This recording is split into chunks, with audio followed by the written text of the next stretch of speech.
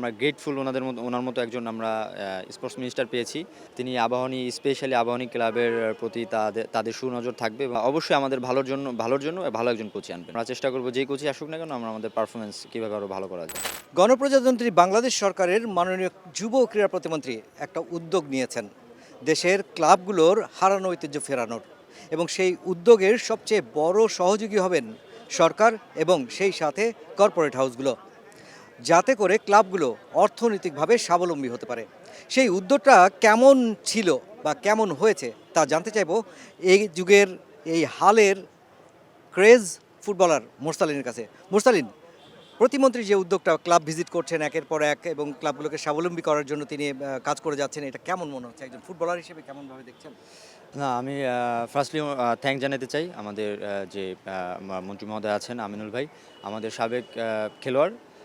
আসলে এটা আমাদের প্লেয়ারের জন্য মানে ওনাকে অনেক আমরা গ্রেটফুল ওনার মতো একজন আমরা স্পোর্টস মিনিস্টার পেয়েছি। তো উনি আমাদেরকে আশ্বাস দিয়েছেন ক্লাবের এবং even though not only for club, Bangladesh ফুটবলের জন্য উনি অনেক কিছু করতেছেন, খুব অল্প সময়ের মধ্যে অনেক চেষ্টা করতেছেন। এবং তিনি আজকে ক্লাবে এসেছেন, আমাদের সাথে কথা বলেছেন, তিনি আশ্বাস দিয়েছেন যে ঐতিহ্য আগের যে আবাহনী মোহামেডান বা যে ঐতিহ্য আগের যে খেলাগুলো হতো, হ্যাঁ সেটা ফিরিয়ে আনার জন্য তারা যথাযথ চেষ্টা করতেছেন। এবং আশা করছি তিনি স্পেশালি আবাহনী ক্লাবের প্রতি তাদের সুনজর থাকবে। এবং যারা ডিরেক্টর ছিলেন তাদের সাথেও কথা হয়েছে আমাদের। তো আশা করছি আমরা এবার অলরেডি আমরা চ্যাম্পিয়ন ফাইটের জন্য আমরা লড়বো, বা আমরা কিছু ম্যাচ একটু পিছনে ছিলাম, আমরা এখন ওভারকাম করছি, ভালো করতেছি। সো আশা করছি আমরা এই চ্যাম্পিয়ন অব্যাহত ধরে রাখবো ইনশাল্লাহ। আবাহনী যখন চ্যাম্পিয়ন ফাইট দেওয়ার জন্য ঘুরে দাঁড়াচ্ছে এবং সরকারি সহযোগিতা পেতে যাচ্ছে, সেই সময় জাতীয় দলের কোচেরও পরিবর্তন আসছে, নতুন কোচ আসতে যাচ্ছে, কেমন কোচ প্রত্যাশা করছেন? না, আমরা তো অবশ্যই ভালো কোচ প্রত্যাশা করছি। এটা অবশ্যই ফেডারেশনের উপরে, টেকনিক্যাল কমিটি যেটা ভালো মনে করবে অবশ্যই আমাদের জন্য সেরকম কোচই নিয়ে আসবেন। স্পেশালি যদি বলতে চাই যে লাতিন বা ইউরোপিয়ান বা এশিয়ান কোনটা হলে আপনাদের জন্য কমফোর্ট জোন হয়? না, এটা আসলে আমাদের জন্য বলা ডিফিকাল্ট। কারণ কি, আমাদের বিশ্বাস আছে ফেডারেশনের উপরে, তারা অবশ্যই আমাদের ভালোর জন্য ভালো একজন কোচই আনবেন। পুরনো যারা ছিলেন কাবরেরা বা জেমিরে, এমন কেউ যদি এসে যান, খুব কি অবাক হবেন?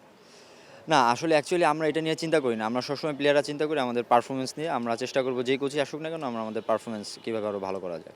এবং বাংলাদেশের ফুটবলে নিঃসন্দেহে কোচ একটা বড় ভূমিকা, এবং সেই জায়গায় খেলোয়াড়দের মানসিকতার সাথেও মিলতে হয়। সেই জায়গায় কি আপনি আমার সাথে একমত হবেন?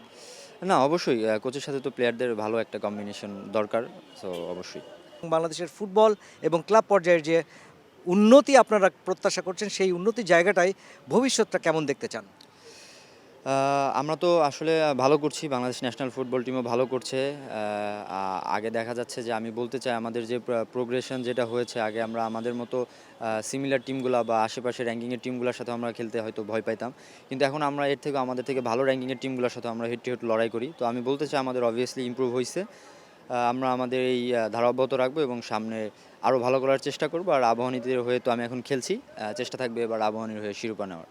আপনাকে অসংখ্য ধন্যবাদ স্টার প্লেকে সময় দেওয়ার জন্য। যেমনটি বলছিলেন মোরসালিনের অসংখ্য ভক্ত সমর্থক রয়েছেন, তারাও নিশ্চয়ই মোরসালিনের সঙ্গে একমত হবেন। বাংলাদেশের ফুটবলটাকে এগিয়ে নিতে সরকার যেমন সচেষ্ট, মোরসালিনরা যারা মাঠে খেলেন তারা কিন্তু সরকারের থেকেও আরও এক ধাপ এগিয়ে, এবং তাদের এই প্রচেষ্টা বাংলাদেশকে একদিন পৌঁছে দেবে অনন্য শেখরে।